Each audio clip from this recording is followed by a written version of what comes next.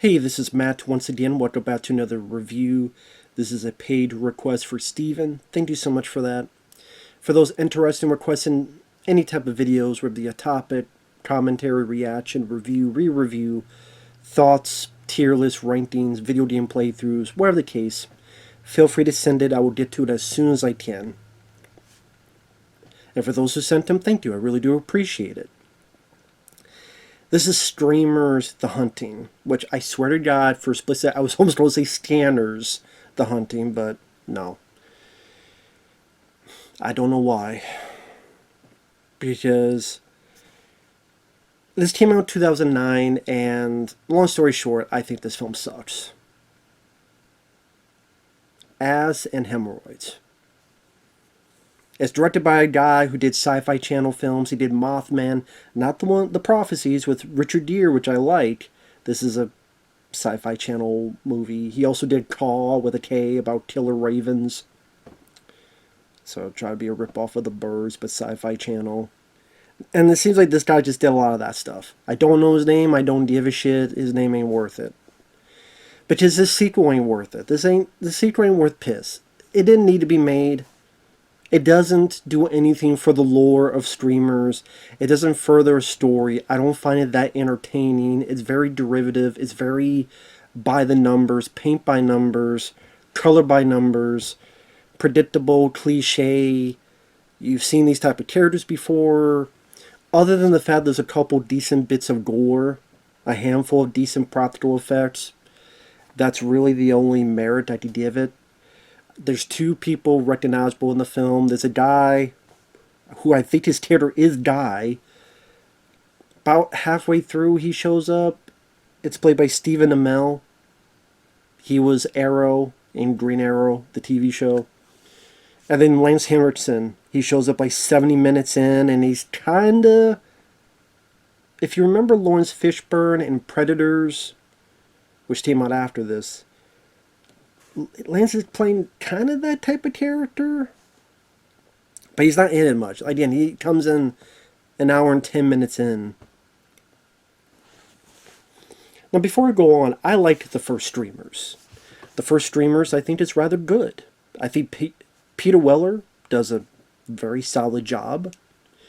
I like some of the cast, like, I always forget her name. Is it Jennifer Rubin?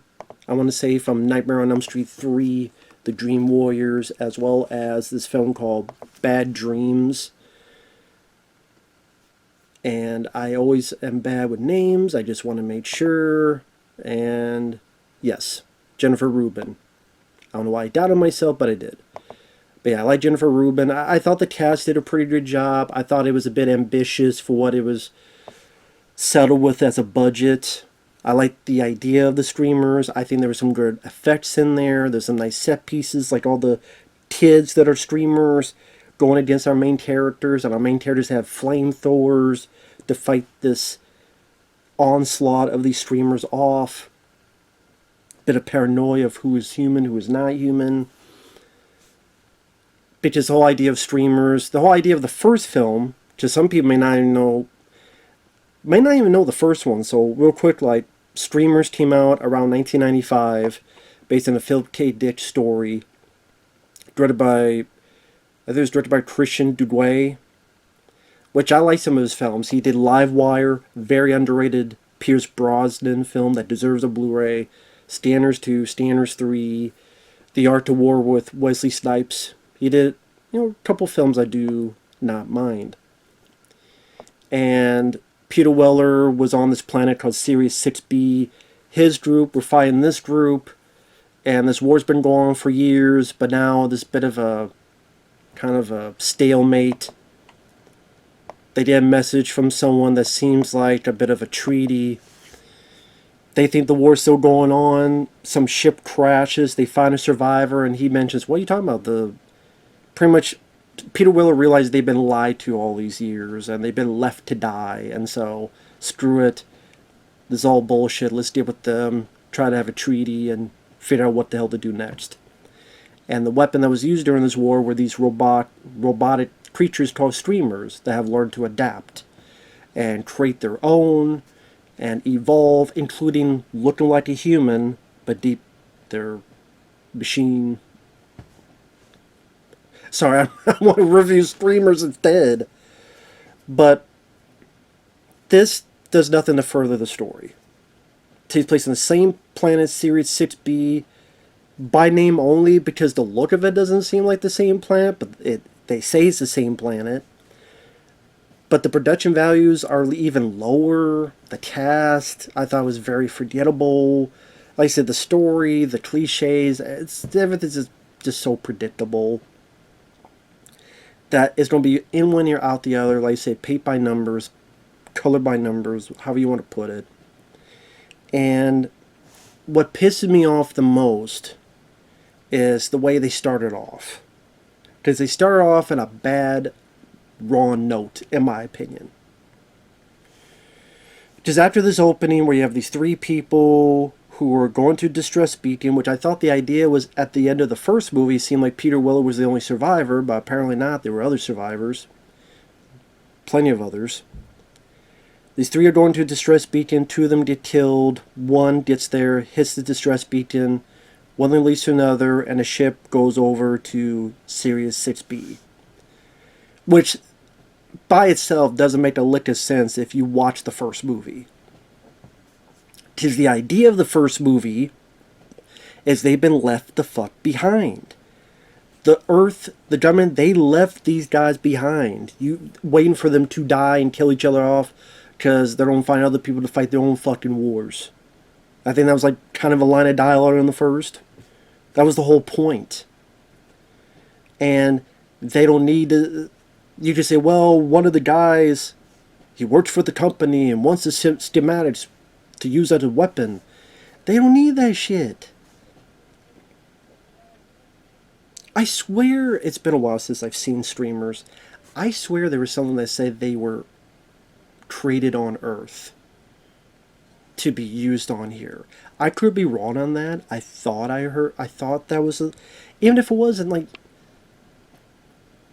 obviously if this war's going on with this stuff, you're telling me throughout all the wars at the beginning they would not send schematics up there, and at the beginning of this whole war the government would not have known what the hell the Streamers are and what they do.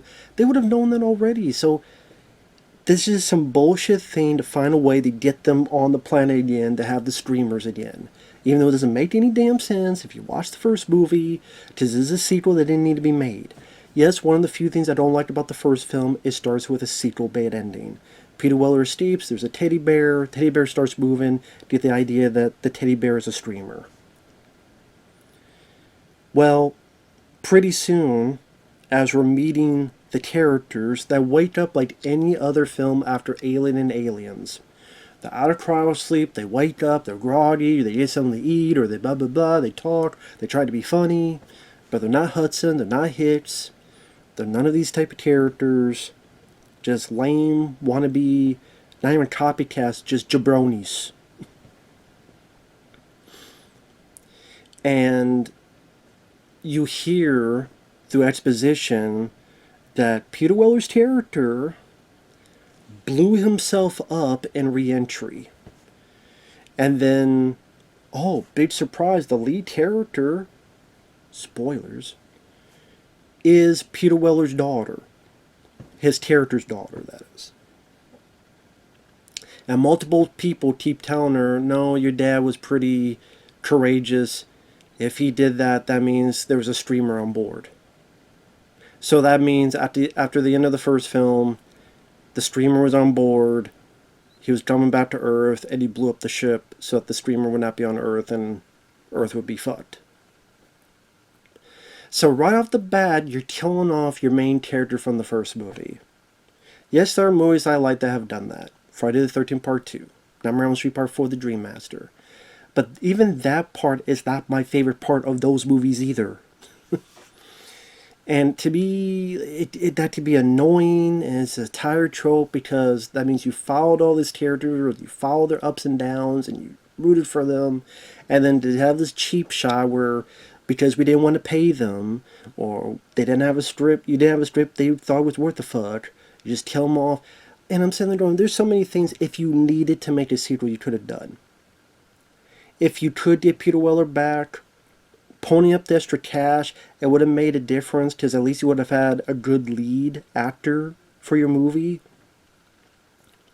And say the teddy bear tries to fight Peter Weller, there's a bit of a battle, he destroys it, but it screws up the ship, so it's driftless in space, and then another ship finds it, whether it be space pirates, mercenaries, people that just find random ships and try to get them for money, whatever the case.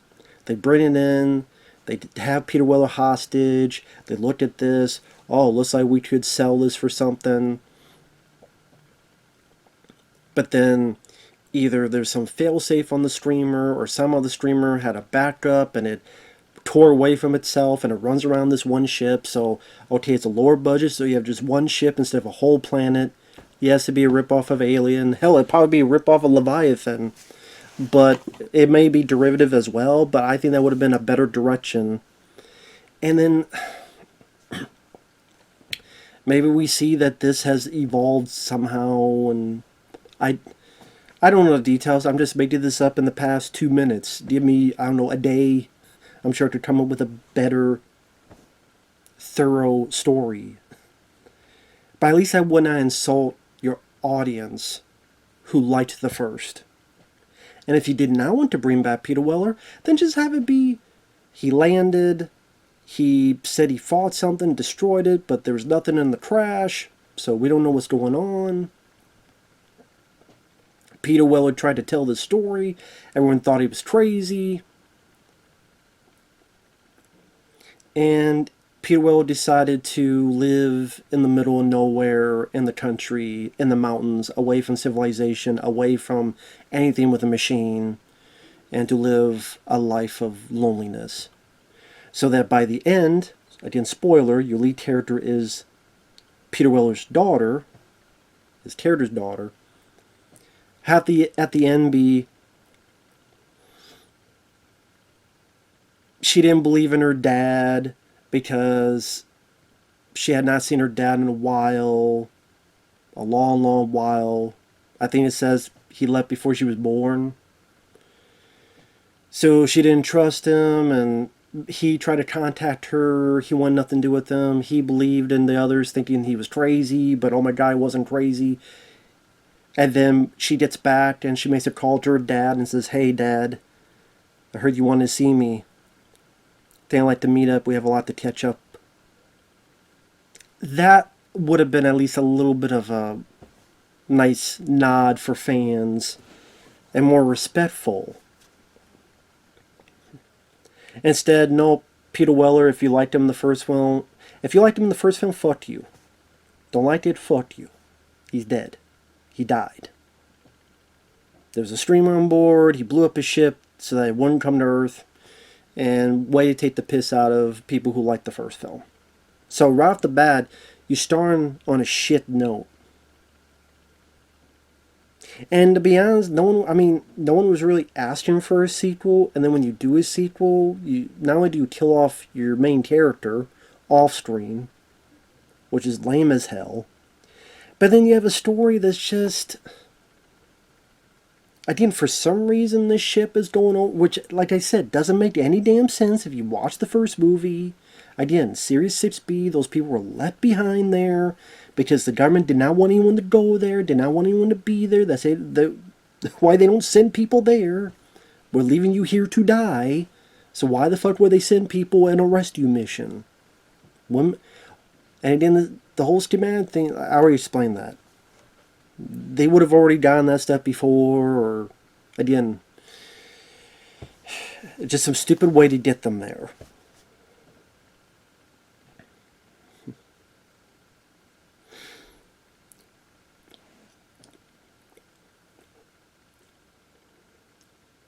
If you wonder why I'm doing this, I'm trying to remember the characters. And that pause was on purpose, so I'm not going to cut out, "Oh, you better cut out." No, I don't think people have ADD. You could wait, 10 seconds for me to ponder on who the fuck these characters were. Lead girl that has secrecy, which you find out, she was the main character in the first film's daughter. You have the leader who's a bit of a dick and he's got some BS going on. A little bit of Burke from Aliens. You have the medic lady. You have the black guy who's going to die, and he does die kind of early on. You have the guy who's trying to sweet talk some ladies. Like, the most typical cliche characters, and you don't give a rat's ass about anybody. The acting is subpar at best. I think the lead girl was on that Flash Gordon TV show that lasted one season in the 2000s as Dale. She played Dale. So she didn't go on to do a whole lot. They're going to this, what was it, the Beacon on Sirius 6B. And so apparently there's going to be some solar meteor strike in days. And again, I'm sitting there going, repeated. I know I'm repeating myself. I mean, they were sent there to be left behind. Like, thought they were left the fuck behind. They get on the planet, and they probably shot it in bumfuck nowhere, because that's what it looks like, because it's cheaper to shoot that way. It's always cheaper to shoot in bumfuck nowhere. Straight town, should go there. Try the tacos. They wander around. Again, the planet doesn't even seem like the planet in the first.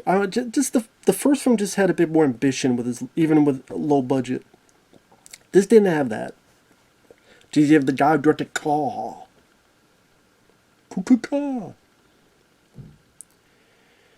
While they're wandering around, they find this streamer factory. The commander gets some schematics. He scans some stuff. He accidentally restarts the factory, and thus the streamers are about again. They look for survivors. They get into a firefight. Now again, there's a couple of moments of gore that's not bad. At the beginning with the three people, one of them gets decapitated. The decapitation is CGI, but the aftermath, the bloody stump of what's left of the neck and stuff, and the body topples, that was done practically not bad. There are moments where someone gets punched through. There are moments where a face opens up and it's a streamer mechanical thing, and something comes out and hits someone in the neck and goes through the back of the neck. A streamer has like a tail and plunges into someone and impales through them. There's some decent practical stuff. I'll give you that. That's not enough to save the film for me. A couple decent gore bits. A couple decent practical effects. There's also some pretty iffy CG effects too. Even more low budget than the first movie. And again, the characters are so typical cliche. You have the black guy who, there's this bit where the streamers, there's this tab that if you have it on, streamers will see you. The guy loses it. The black guy gives him his, and I'm saying like, okay, that's your death note. You just sign your death warrant, man. And lo and behold, 10 seconds later, the streamer comes up and kills the black guy. And he does the Vasquez aliens grenade self-sacrifice.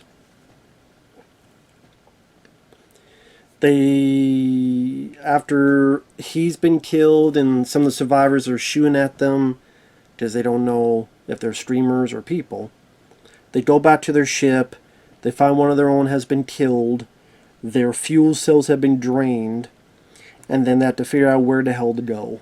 What the hell to do. Because this solar strike that's going to kill everybody on this planet is coming in a few days.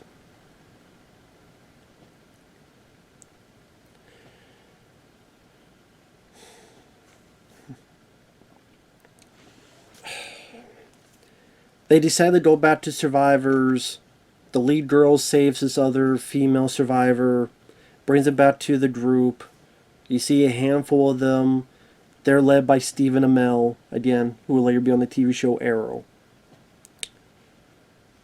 Bit of exposition that we already know. Speaking of which, near the beginning of the film when they wake up from their cryo sleep to watch their update in the mission, all they're doing is watching scenes from the first movie.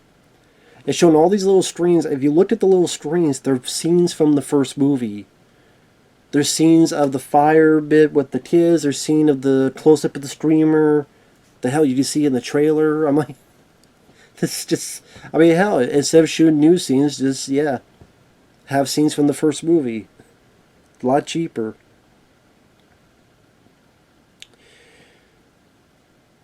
The fucking guys warn them and say, hey, they can look like humans.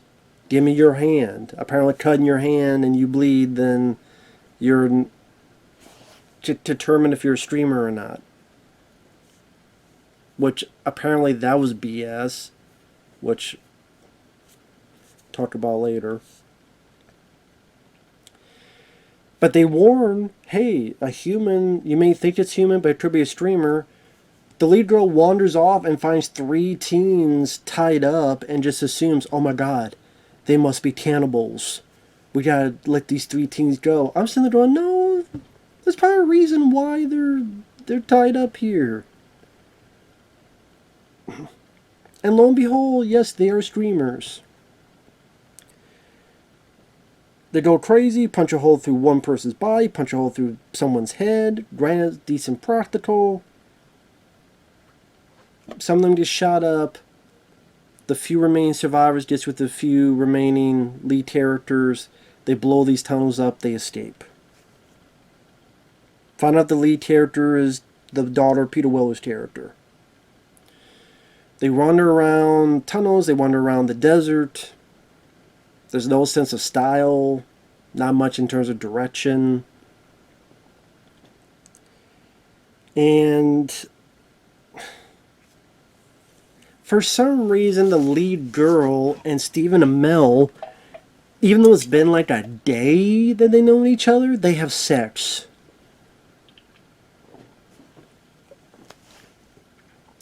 I mean, again, they've known each other for literally one day. There's streamers and killers around. The whole planet's going to be petrified, nutified in a day. Because they only have like a day or so left. So let's have time to fuck. One of the most out-of-the-blue sex scenes I have seen in a while. And you don't even get any titties. So useless. Fucking pointless. Stupid.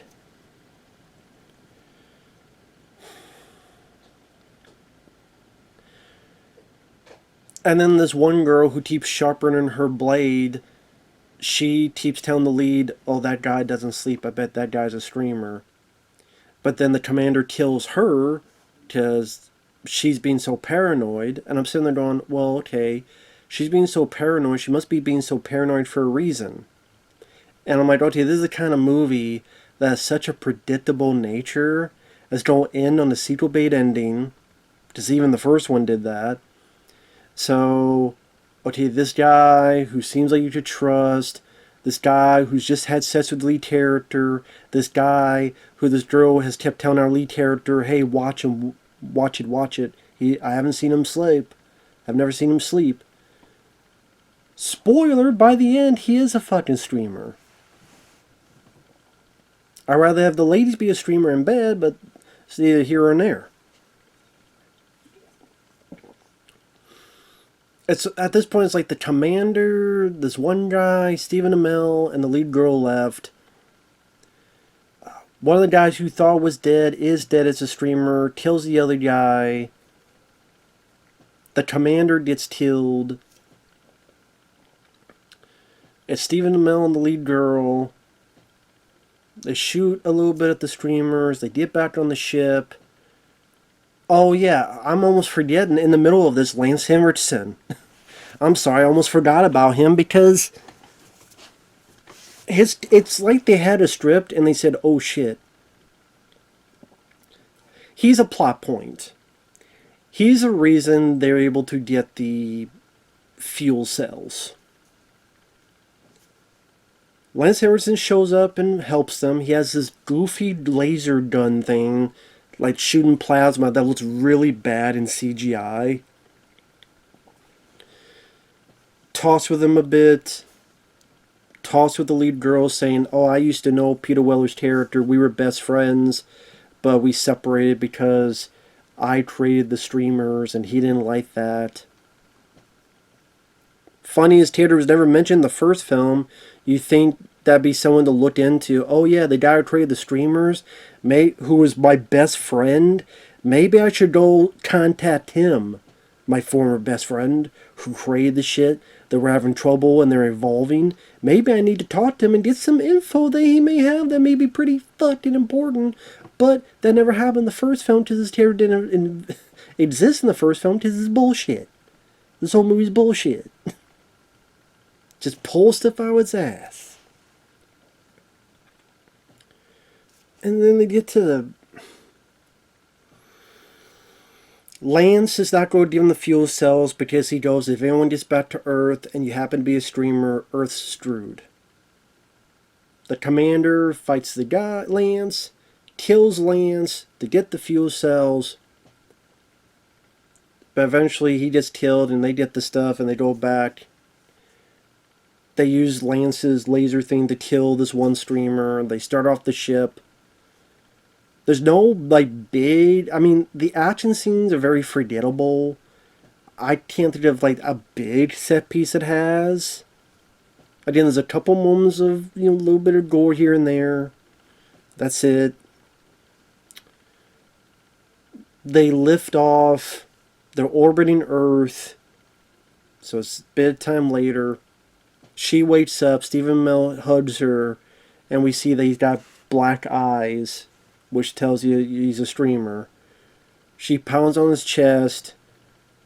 We cut to her stomach because she's pregnant, a lot faster than she should be, and a little claw that comes out of a close-up of like the fetus. And then text that goes, the beginning.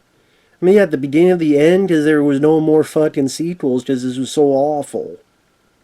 It was so terrible. Obviously didn't sell a whole lot. And they said, no, we're not making any more movies. Not making any more sequels. No sequel for you. So you kill off Peter Weller in a dumb way when there's multiple ways you could have done it, whether with him in the movie or without him in the movie that would have been more respectable. It's a sequel that doesn't further anything plot-wise, character-wise, lore-wise. People wander around the desert or tunnels because they're the cheapest way to shoot your film. And people get knocked off one by one that you don't give a fuck about.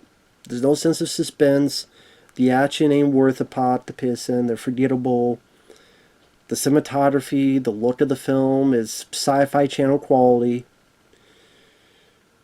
The CGI, like the laser plasma thing, looks really awful. But again, once in a while you see a practical effect, like 2 or 3 times where someone's face opens up and is a streamer.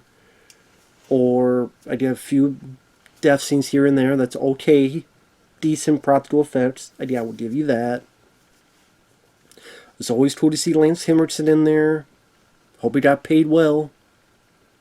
Wish he was in the film sooner. Hell, you want to be original? Have it be from his point of view and have him be the lead. That would actually be unique. Because Lance always, a lot of times, just casting these movies as this guy that appears like 5 minutes and is either, gets killed or deals with Bigfoot or something else. But there was such an unneeded, unwanted, pointless sequel. With an ending that didn't matter because you didn't get any more damn sequels anyway. So whoop-de-fucking-do. The beginning. Nothing began. It just ended.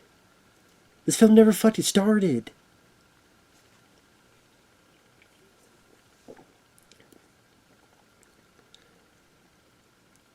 The title's stupid too, Streamers the Hunting. As if the fucking first film didn't have any hunting. They were hunted by the streamers as well, so what the fuck does the hunting mean in this one?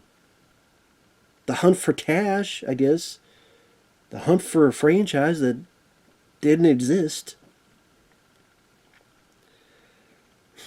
The Hunting. Damn, they were being hunted by streamers in the first film. So, yeah. I mean, it would have been a shitty title, but Streamers The Offspring or Streamers the Aftermath. I mean, those are terrible titles too, but they would make more sense than just The Hunting. Anyway, I don't know what else to say.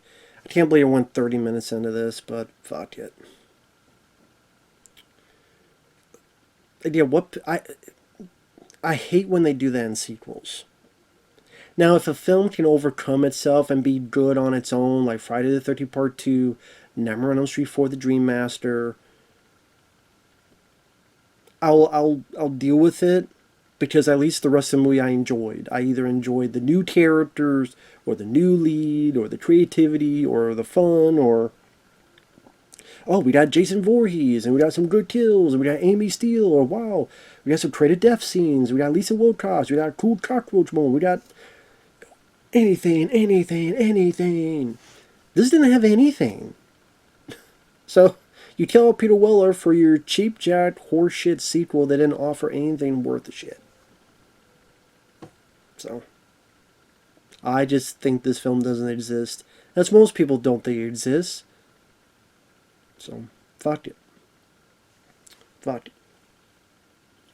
it. We'll see you guys later. Bye bye.